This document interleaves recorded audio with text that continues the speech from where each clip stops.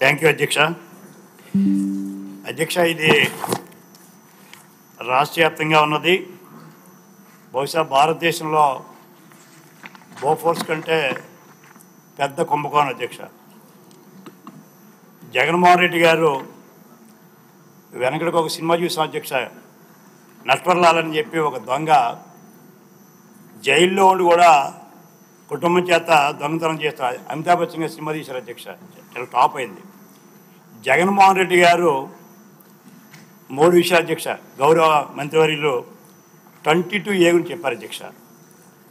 ఈ 22Aలో ఏదైతే మినిస్టర్ గారు చెప్పారో సుమారు 2 లక్షల దగ్గర 13 లక్షలు అని చెప్పారు.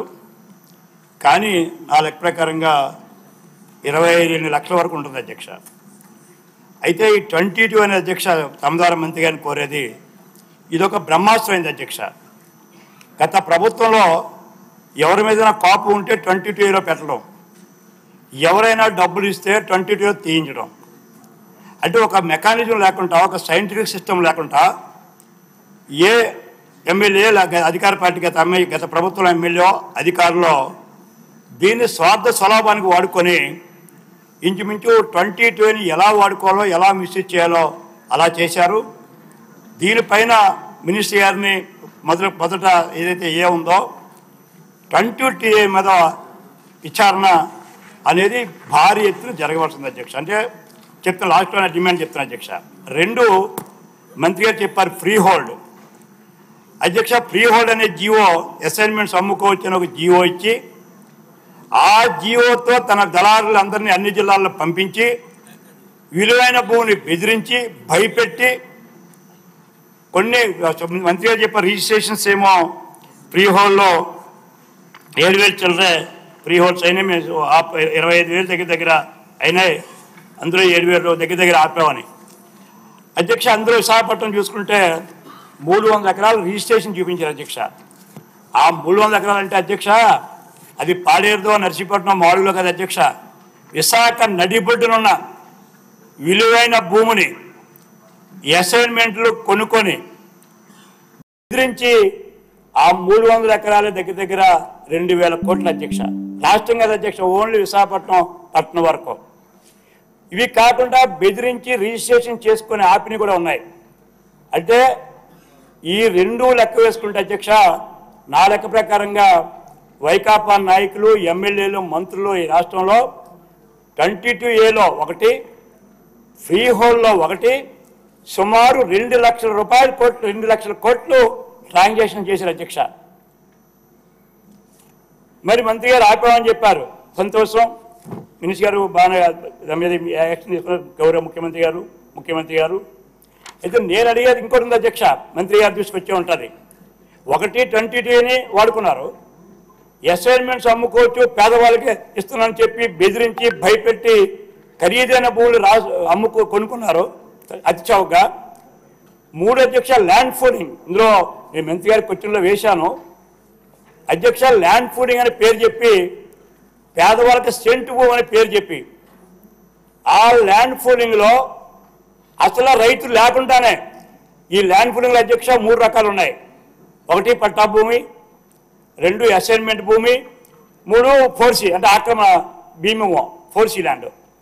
ఈ 4C పేరున అక్కడ భూమి లేకపోయినా భూమి ఉన్నట్టు చూపించి దీంట్లో అధ్యక్ష కొంత రెవెన్యూ అధికారులు కూడా కుమ్మక్కన్నారు. మీరు ఎంక్వైరీ చేస్తే తహసీల్దారులు, ఎమ్మెల్యేలు ఏకమైపోయి ఈ ఎంక్రోచ్మెంట్స్ పేరున బినామీలు రాయించుకొని రోడ్డు పక్కన అధ్యక్ష ఎవరైతే నిజమైన పేదవారి అసైన్మెంట్లు హక్కున్నారో వారికి కొండల మధ్య ఇచ్చారు. ఎవరైతే బినామీ తీసుకున్నారో, బినామీ పేర్లు రాశారో ఆ బినామీ పేర్ల వాళ్ళకేమో రోడ్డు పైన ఇచ్చారు అధ్యక్ష. ల్యాండ్ పూలింగ్లో సుమారు విశాఖ జిల్లా పరిసర మండలాల్లో అధ్యక్ష నా దగ్గర అయితే ఓ పెద్ద బుక్ ఉంది అధ్యక్ష. అందుకే ఈ బుక్ ఇవ్వాలంటే మినిస్టర్ గారికి కూడా చెప్పారు ఇందాక, ఇవన్నీ బెనిఫిషరీస్తో పెద్ద వాల్యూమ్ కావాల్సి వస్తుందని. అంచేత నేను మినిస్టర్ గారిని కోరేది, ఈ 2 లక్షల కోట్ల కుంభకోణం అవసరంతో వినాలి. ఇది దీని అనాపైక్యత నిరూపించడానికి నేను విశాఖపట్నం వరకు సుమారు 1,000 కోట్లు, 2,000 3,200 కోట్ల వరకు ఆధారాలతో సిద్ధంగా ఉన్నాను అధ్యక్ష. నేను ఆధారాలతో గత ప్రభుత్వంలో నేను ఎంక్వైరీ వేయిస్తే ఎంక్వైరీ రిపోర్ట్ కూడా ఆర్డీఓస్ ఇస్తే జిల్లా కలెక్టర్ స్థాయిలో ఆ రోజు దాన్ని అమలు చేయకుండా ఆపారు అధ్యక్ష. విజయసాయి రెడ్డి గారు పేరు చెప్తారు అధ్యక్ష, హౌస్లో చెప్పొచ్చో మానొచ్చో, వాళ్ళని నోటీస్ ఇవ్వదు అనుకోవచ్చు. సుబ్బారెడ్డి గారు వాళ్ళిద్దరు కబంధాస్తాల్లో విశాఖపట్నాన్ని మామూలుగా అధ్యక్ష మేము వెలగపూడి గారు గణబాబు అంతా కలిపి మేము చూపించిన డాక్యుమెంట్సే 40,000 కోట్ల అధ్యక్ష. 40,000 కోట్ల డాక్యుమెంట్స్ని ఈ ముగ్గురు కబంధాస్తాల్లో పల్లాగారు కానీ మేము చూపడం జరిగింది. అంచేది చిన్న విషయం కాదు అధ్యక్ష.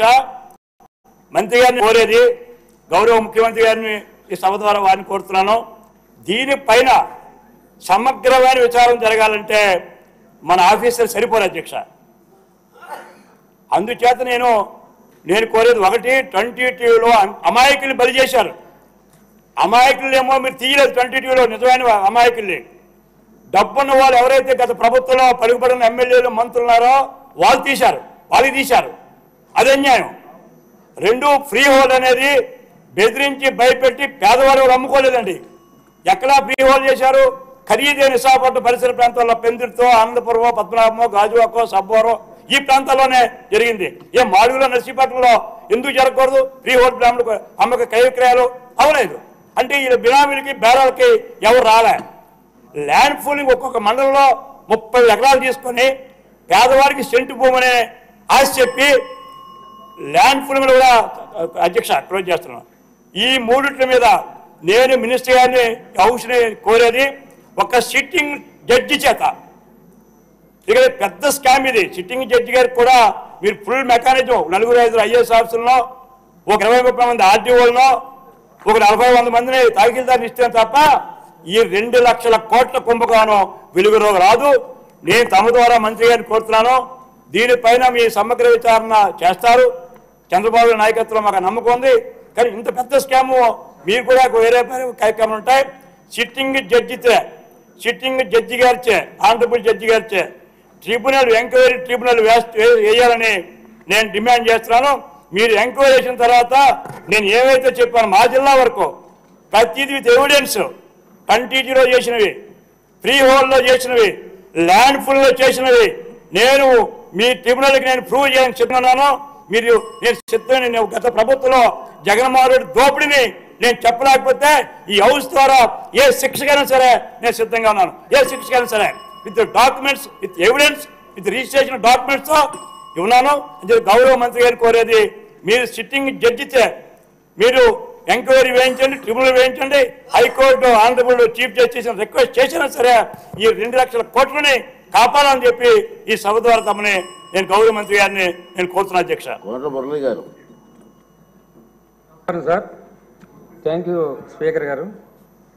సార్ ల్యాండ్ ఇష్యూ గురించి మురళి గారు